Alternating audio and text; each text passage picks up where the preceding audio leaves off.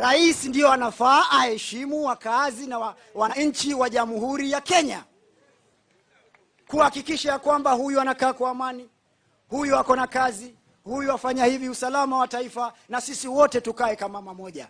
Mambo ya kila siku heshimu, tumechoka kuheshimu. Tunataka sasa wananchi waheshimiwe. Na ndio maana Hustlers Movement imeanza. Hustlers Movement imefanya nini?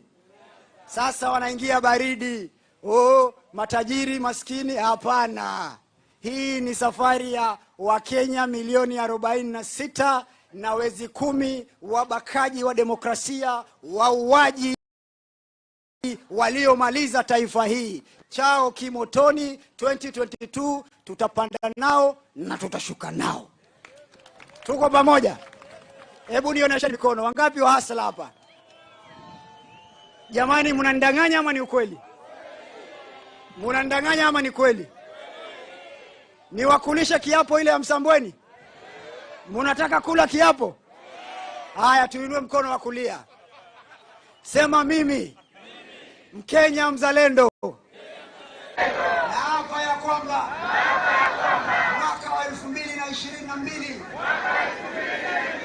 tutahakikisha vuguvugu la Hustlers Nation itaungana na tumpe William Ruto aendeshe taifa na Mohamed Ali waziri wa usalama wa ndani.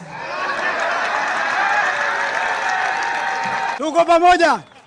Jamani, simunipigie makofi bana. Asanteni. Basi asante sana waziri wa usalama wa ndani wa 2022. Mheshimiwa naibu wa rais. Haya, tisimilani. Unavyo ya madzo. NGCDF siku tuwafanyie mchango na sisi tutaweka hiyo shule. Mheshimiwa naibu wa rais, kama unakumbuka wakati ule tulipokuwa Kisii mpaka kutoka katikati hapa inatiwa lami. Mheshimiwa, hayo ni marembo. Ndani ya Kwale hakuna constituency ambayo iko na barabara za lami zaidi ya Lungalunga.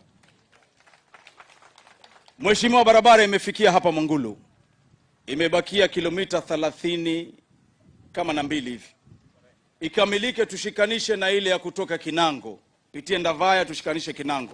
Iende paka Mariakani, na ile ambayo inakwenda paka Kwale tayari imepatiwa tenda, inatiwa lami. Sisi hii barabara tuliandika petition kwako, na mimi niko na imani barabara itakamilika ili kana ingie ndani ya Lungalunga. Kama anaenda Tanzania iwe ni kazi ya rais. Mheshimiwa, mkutano wa mwisho ndani ya Lungalunga tuliufanya Shimoni. Tukaambia wananchi tutajenga Shimoni Port. Na Mheshimiwa naibu wa rais, baada ya hapo 2017, lakini naibu wa rais, baada ya handshake yule ndovu alipoingia, pesa zilitolewa mheshimiwa hapa zikakwenda kukamilisha mjengo ulioko Kisumu Port, ambao ni ya Kisumu. Mheshimiwa naibu rais, lao hii port yetu ingekuwa imejengwa by sahihi, tungekuwa kiuchumi sisi tuko mbali. Kwa sababu anza Shimoni Port, vijana waingie kazini. Na tukasema 70% watakaoandikwa pale watatoka hii sehemu ya Kwale. Lakini hayo ni mambo ambayo hayajafanyika. Lakini mimi imani yangu ni kuwa Mheshimiwa naibu wa rais, 2022 hii imefika. Na hawa ni mahustlers. Hawa ni wananchi ambao wanataka maisha yao ya kutoka chini ya pande juu. Zamani ilikuwa maisha yatoke juu ya pande chini. Lakini kwa usimamizi wako bora,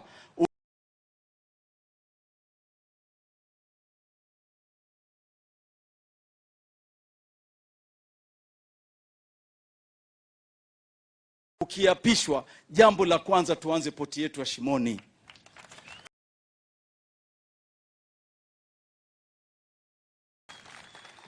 Jambo la tatu Mheshimiwa rais, ambalo nimekupendelea wewe, ni kuwa wewe hujangoja endorsement ya mtu yoyote.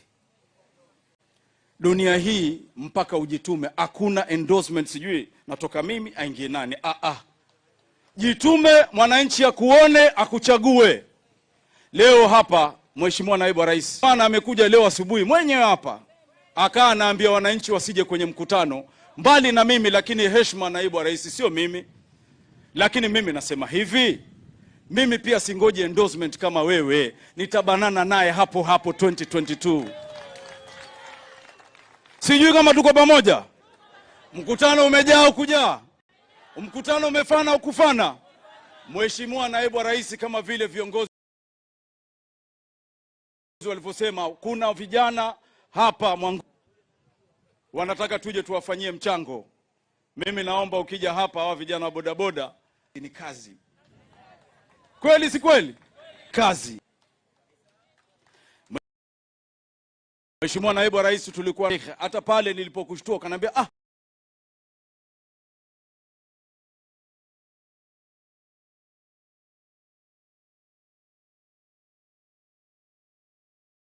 Mheshimiwa Naibu wa Rais, tupe siku ile ambayo utakuja kuna viongozi ambao pia wamefika cha yule mama maneno mingi. Yule mama maneno,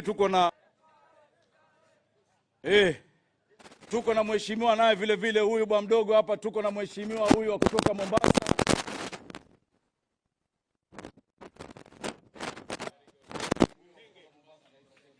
Hayo machache, hebu tumpigeni, tumuonesheni Hustler Nation mkono wa nguvu. Karibu Mheshimiwa Naibu Rais, karibu sana. Haya. Mheshimiwa. Haya. Sawa, asante sana. Asanteni sana. Tuketi chini wale wako na viti.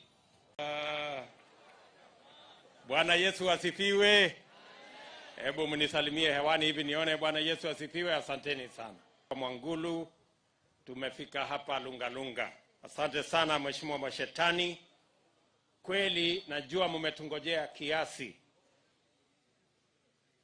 Hii safari ya kufika hapa ni safari ya ghafla, lakini hata na hivyo nimefurahi sana ya kwamba nimefika hapa, na mimi nataka niwaambie nawapenda sana.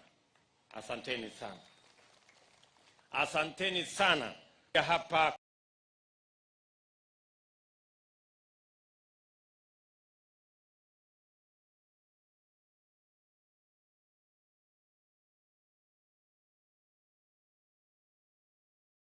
kura zenu kwa sababu ya shughuli pia ya maendeleo ya sehemu hii. Jambo la nyingi,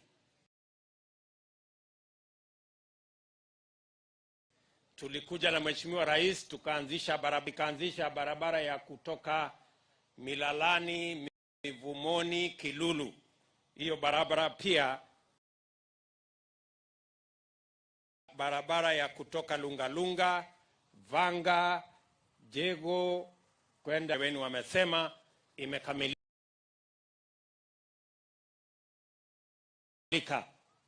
Leo napenda kusema ya kwamba mjumbe wenu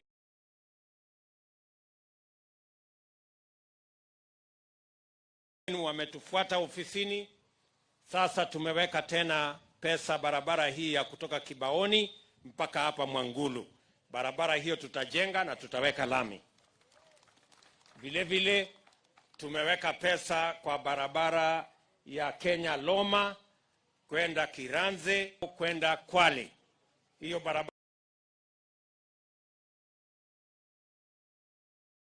vile vile tutawajengea na tutaweka lami, kwa sababu tunataka wakati hatua ya kwenda mbele Kenya inapopigwa, watu wa hapa Lungalunga maji, tuko na mradi wa Nyalani, tuko na mradi wa Mkanda ambayo imekamilika, tuko na mradi sasa mkubwa wa kule Mwache. Sijui kama tunaelewana watu wa Lungalunga. Tuko pamoja? Ndio mnaona hasira ni nyingi Kenya. Mnaona kisirani ni nyingi Kenya. Kwa sababu watu hawataki ukweli usemwe kwamba shida ya Kenya ni mamilioni ya Wakenya ambao hawana kazi na hawana biashara. Na inawezekana hawa Wakenya mamilioni, karibu Wakenya milioni 16 hawana kazi, hawana ajira. Na ndio tunasema njia ya kubadilisha Kenya ni kuhakikisha hawa milioni 16 wanapata nafasi ya kufanya kazi na wanapata pesa ya kufanya biashara.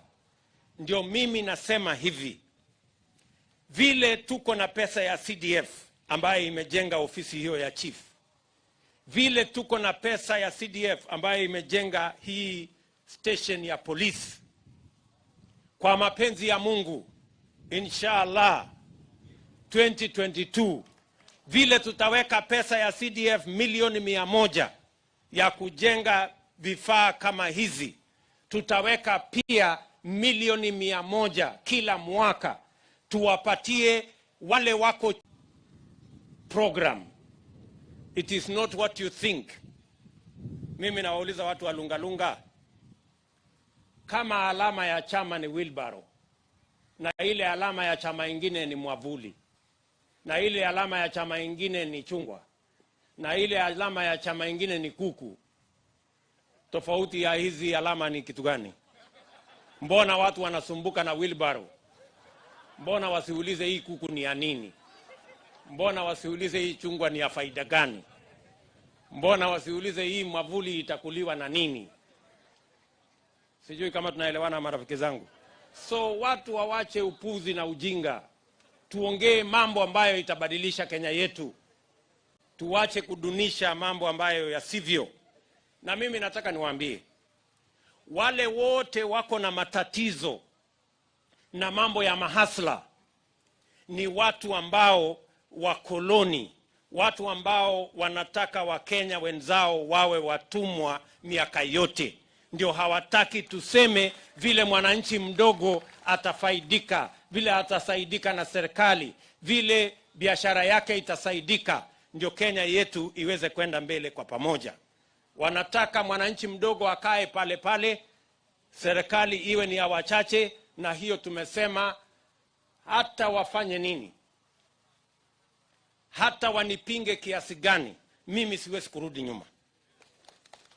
Mimi siwezi, mpaka Kenya hii ambao walikuwa wa Jubilee, leo bunge kamati zote imeingizwa watu wa ODM. Chairman wa finance ni mtu wa ODM, chairman wa education ni mtu ya ODM. Sasa unatuambia amuko serikali kwa njia gani? Hizo makamati mko ndani, mnafanya kitu gani? Wanatuambia ya kwamba eti hawajasambaratisha sera ya Jubilee. Sera ya Jubilee ilikuwa Big Four. Leo ile iko mbele ni BBI. BBI haikukuwa kwa manifesto ya Jubilee. Sijui kama tunaelewana. Na hiyo ndio tofauti mkubwa ulioko kati yetu na wale wengine. Na tunasema tunawaheshimu wale wako na maoni tofauti na sisi. Ni sawa, kwa sababu Kenya ni nchi ya demokrasia. Wao wanasema wanaamini kwa vyeo, sisi tunasema tunaamini kwa kazi kwa vijana ya kila boma.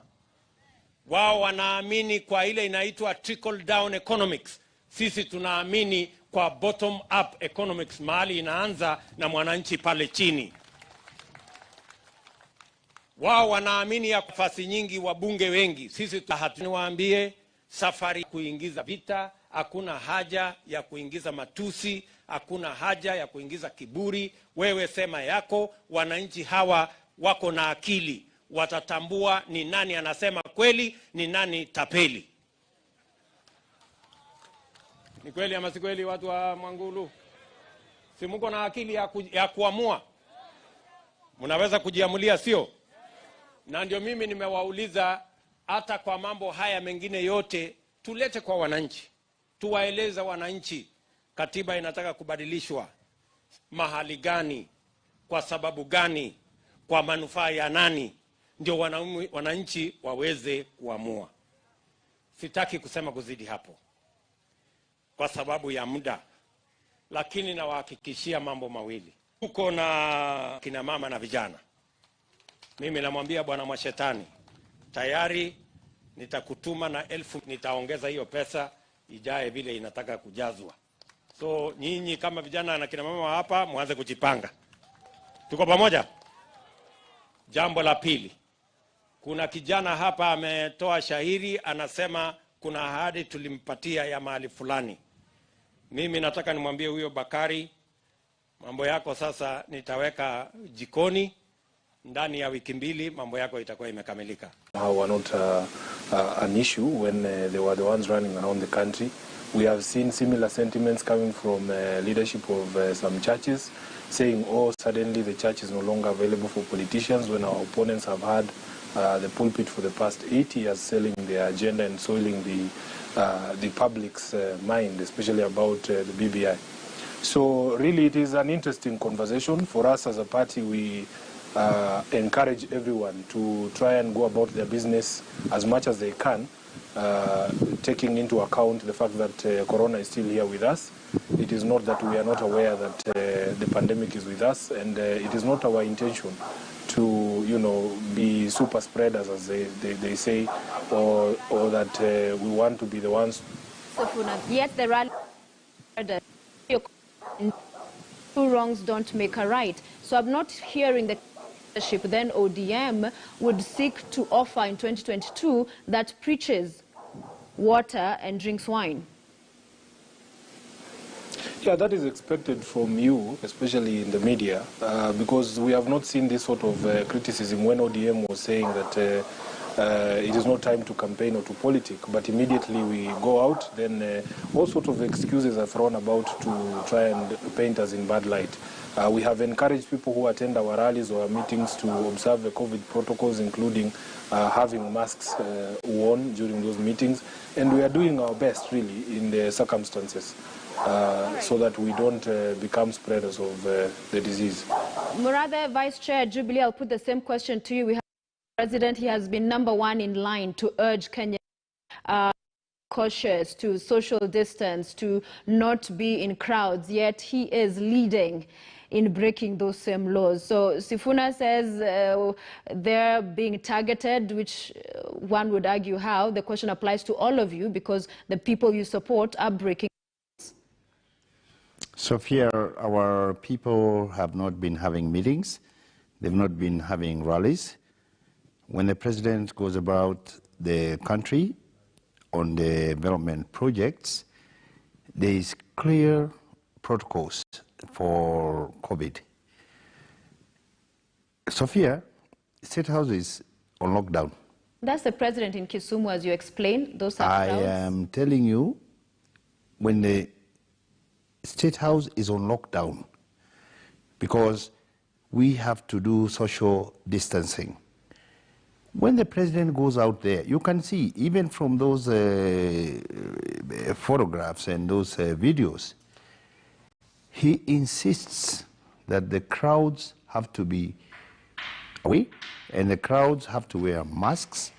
But, Sophia, you can even see all the people around the president, they're wearing masks. The president is observing the COVID protocols. All right. And he's rarely ever out there doing politics with crowds. Yet again, we are seeing the images, we are showing them to our viewers. You both insist there's still observance of social distancing. As we begin these conversations, perhaps Kenyans will wonder, who do they believe? Regarding Gachagua, the Deputy President, as well, just today, again with the crowds. So finally, perhaps a comment to you from you before we proceed. Well, I think we don't want to apportion blame to the president, to the. I think this is a normal way of the way things are being done. Life is going on, and COVID being around, life has to go on. People have to eat. People have to go to school. And people have to move around. You know, we have conversations going on. The BBI is being sold. People need to go out there and meet people. And I think all people are doing is taking individual responsibility. You know, the leaders, you know, they make sure they have masks. They try to keep social distance. They sanitize. You know, the crowds are also expected to do the same. And you are aware that when the restrictions were lifted to a certain extent, the president went on record and said everybody has an individual responsibility. So I think we just continue asking our people to know that with COVID here with us, it's a personal responsibility. As you go to these meetings where leaders are, you must make sure that, you know, at the end of it, is your life, is your health, you must take care of yourself. And the leaders must do the same as well. All right, again, disappointing that we are not hearing accountability, that on one hand, Kenyans have been urged for months, for the last 10 months, to indeed focus and observe these rules, but the politicians across the political divide are not doing the same. I just thought we should begin on that note, just to highlight sometimes the double standards and speaking from both sides of the mouth that we see largely from the political class. For our viewers on KTN Home, that's all we had for you this evening, but this is a great time for you to switch over to KTN News, where our conversation continues with my guests this evening. Thank you for being with us. We continue right now here on KTN News. Right, so we have heard about what happened yesterday from Githurai. A lot of coverage has happened. I'll begin with you, Senator Mwaura. There was a clip going around of you with residents of that area, urging them on that as Raila Odinga was set to go and tour the region on that BBI popularization drive, you are encouraging them that they will know the people of Githurai once they land. Can you talk to us about what that was about? Because it has been alleged that you came out to confront those supporters, and hence the scenes that we witnessed later.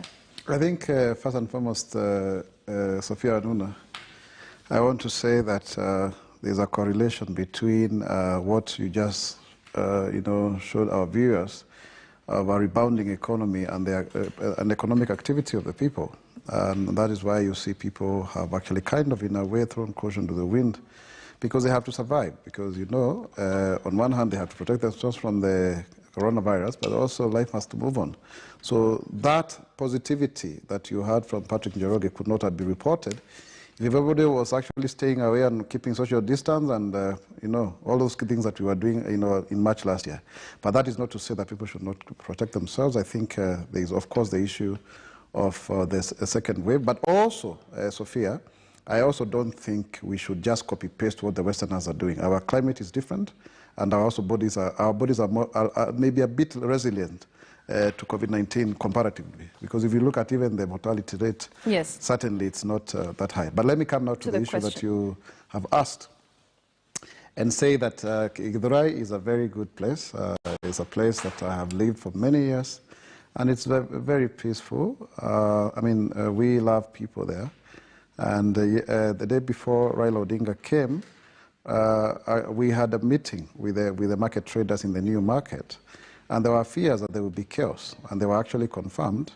And that is why, as a leader, I was there to assure us, that, to assure the people that all will be well, and that Githurai is a hustler nation. Definitely, you could clearly show so that yesterday they were able to show where their political support is. There are some people led by Wachira Kiago, minor commander, who had actually used some traders to ostensibly say they are going to open up BBI in Githurai. They failed terribly. Edwin Sifuna, who is seated with me here in this studio, had actually tweeted saying that Isaac Mwaura will be held solely responsible because him, Babu Owino, TJ Kajwang, had organized goons from Lakisama, from Kibra. They are known for violence. ODM is very well known for violence. Since 1992 in Thika. And they now wanted to label me. I even have a message here from Philippe Etale threatening me here about the violence. And even him, he tweeted, Philippe Etale is the ODM director of communications. So basically, they came, let me explain. They came with their goons. They had a whole pickup packed with sticks, these jembe. Made quite some allegations. Those are your personal views and not those of KTN. Definitely, we have Edwin Sifuna, ODM's Secretary General. You have been mentioned that you had organized this. What do you have to say to what you're hearing this evening? First, as a leader, I must start by condemning. I'm getting a lot of echo back, Sophia. I don't know if you guys can do something about that. But I was just saying that as a leader, we have to condemn the violence that we saw in Githurai yesterday, and certainly the violence that we saw today in Bama. My brother Isaac Mwaura knows that the tweet that I put out was in fact the video that you have referenced. If, Sophia, I had been pictured in Bama market just before the deputy president arrived, telling people that when the deputy president comes here, he will know that Bama is, an ODM zone. and then we saw the scenes that happened after the deputy president arrived there, then really it is not difficult to draw a beeline between my utterances and what has happened. It is quite unfortunate that Mwaura, as a leader that people respect, is the one that is mobilizing people to commit violence. Some questions arise from what he's saying. If indeed the people of Githurai kept away and that we ferried goons there, so when the goons got there, they started beating themselves. I mean, it is absolutely ridiculous. And this genie that they have unleashed out of the bottle is something that Mwaura is going to regret for a very long time. Because even for us as the leadership of a party, we are having to very vehemently push back against this narrative that somehow we can create enclaves.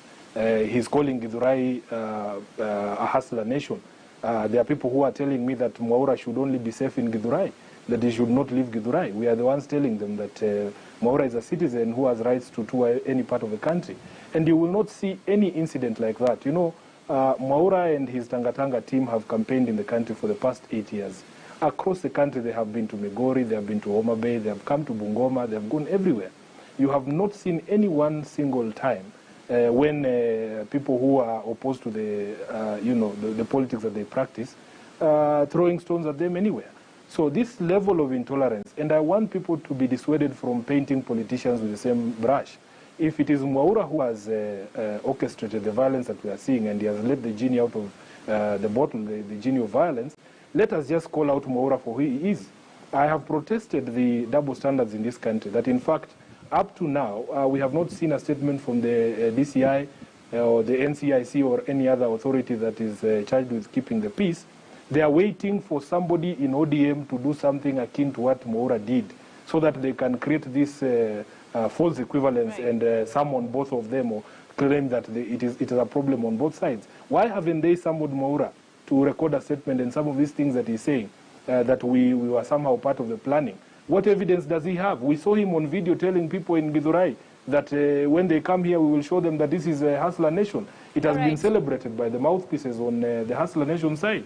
Right. And so I think, Mwaura, it is very shameful what you're doing, and you will not be able to handle what you have unleashed. That sounds like a threat, Sifuna. Rigathi, let me come to you, please. What do you speak of this intolerance? It is a threat to do what, Sifuna? Your national television, you say that their supporters... Sophia, let me repeat what I have said. As a national leader, I have told you that we are receiving a lot of petitions from across the country that if Mwaura says that Githurai is an hustler nation and that nobody else should come there to preach their politics, then he should only be safe in Githurai. And we are the ones telling them that that is not the country that we want to live in. He should be able to move around the country anywhere that he wants, to be able to preach his politics.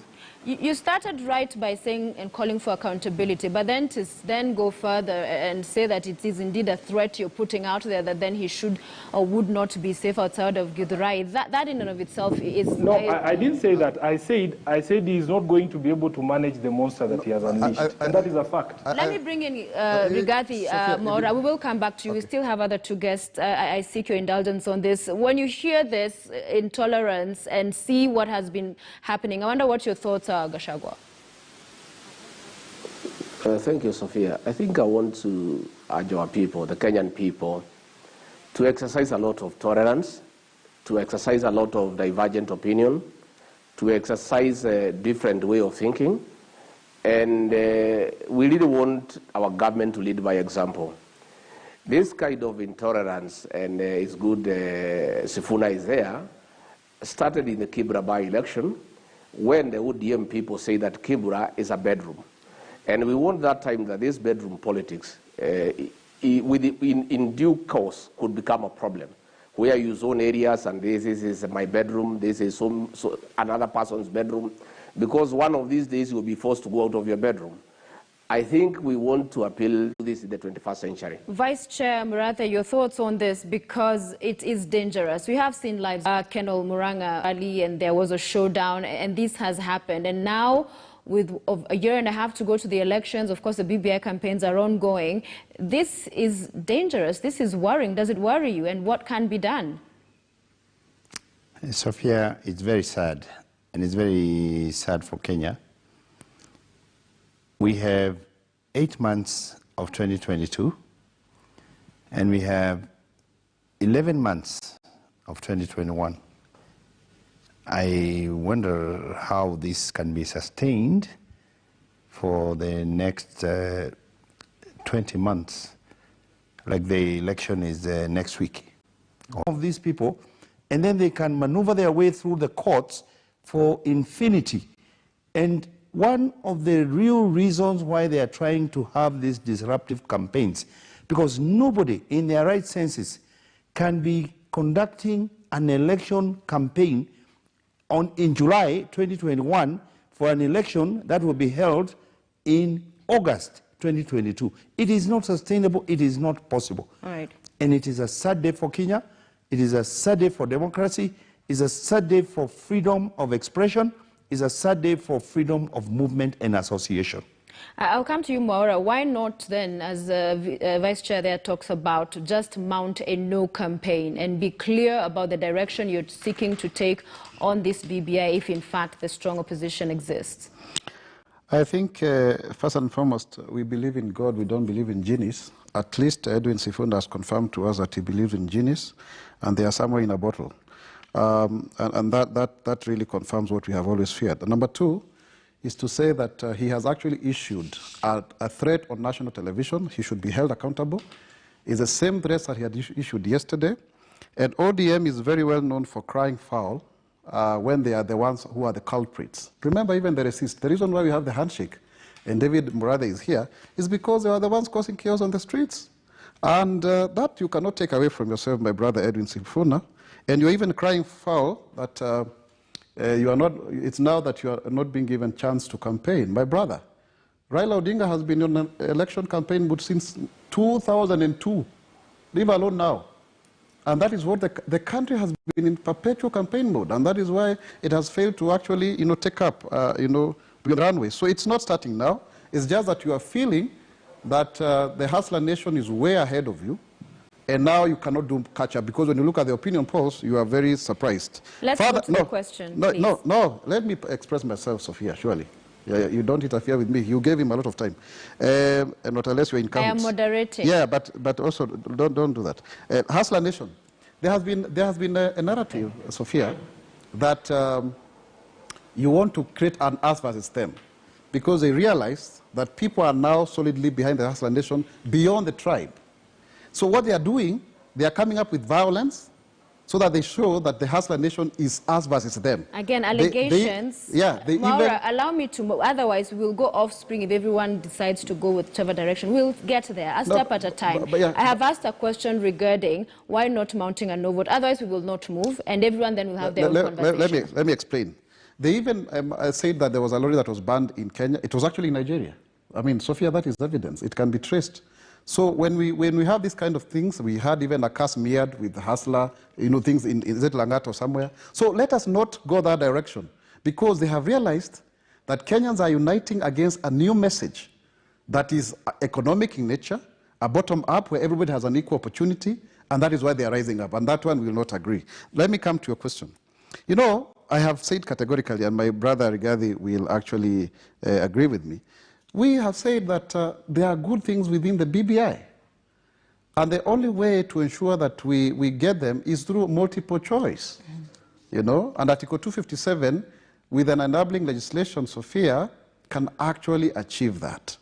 But then the issue that we don't agree, for example, for me, I have an issue with nominating 160 women for a period of 15 years, under Article 97, the new Article 97, that is now what they don't want to hear. Because remember, the constitutional, the Amendment Bill 2020 is actually an elite, or rather, is a consensus, it's an elite consensus. And that means it's actually a coterie of various interests. So it follows that there are some that were not weaved properly as a way out, So what you do is that you allow people to, to actually sieve out that which they feel is not good for the country.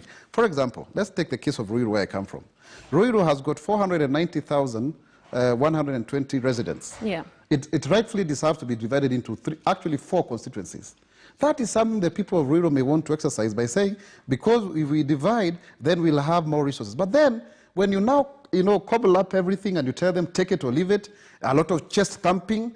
I thought even, these meetings that we are hearing in Mount Kenya, and by there I'm not invited, would actually serve to bring together people. But we can see the same chest thumping, the top-bottom, bottom approach, people talking down on others. How will you make progress that way? And yet that it's good that we do not allow Senator Mwaura to distort facts. Mm-hmm. The fact is, there has been radicalization of the youth in this country. There has been borders attacking people in vehicles. In most of these cases, it is the border fellows who are in the wrong. And then when you accidentally damage one of them, they gang up, they call up each other, and they're attacking people. They are radicalizing people. And this is only happening in Mount Kenya region. About the multiple choice issues, it is, you have a bill, and Mwaura is a legislator. You put several things in a bill, and then you vote for it. If the advantages are more than the disadvantages, you vote for it. If the disadvantages are more than the advantages, you vote against it. I'm actually challenging them tonight. Why don't you start the no campaign with your leader of the Hustler Nation, and then you come and the Kenyan people, you will meet at the ballot. All right. Why do you want to isolate? This is good, this is bad, this is good, this is... No. And you have a bill. In yes. fact, it is called the Constitution of Kenya Amendment Bill 2020. Let me take this to Sifuna, because we have seen the former Prime Minister on various, today he met the religious leaders, he was meeting the university students the previous day, different sectors popularizing this BBI. And there are those who've argued the president, his handshake brother as they're called, is not seen, quote unquote, on the ground as much as Mr. Odinga is doing. And also that he has not even taken him to central Kenya on the same, as opposed to what we've seen Raila in the past take him to Nyanza. Does this worry you as a party, that it appears you're largely carrying the weight and doing the heavy lifting on BBI? First of all, I don't think it is accurate to say that Raila Odinga has taken the president to Nyanza. The president is the president of the republic. He has work and projects to launch and to do across the country, so that just because he comes to Bungoma and he finds me there as the SG of ODM, you cannot say that I have taken the president there. He's the president of the republic. Number two, Mwaura wants to embarrass his teacher if he doesn't know that the idiom that a genie in a bottle is an expression that explains something. And then to go to the issue of Kibra, Deputy President William Ruto campaigned in Kibra without incident. We were calling it our bedroom because it is a stronghold. We have, traditionally elected people on ODM. They campaigned there. In fact, Sophia, your media house carried a very famous photograph of an ODM convoy running into a Jubilee convoy of Mariga. And we said hi to each other and passed each other on the ways without incident. So I really would want to encourage Mwaura. And if there is going to be a debate, I wish the things that he was saying here about the things that he doesn't like on the BBI, he allowed a debate to be held at Githurai Roundabout, where he says why he doesn't agree with the BBI and expresses the things that he has expressed here. And he allows those of us who believe that the document has more positives than negatives, that like you will remember that there was an accusation that somehow government has front-loaded BBI, that BBI has become the #1 priority. You yourself in your question are acknowledging that in fact that is not the case.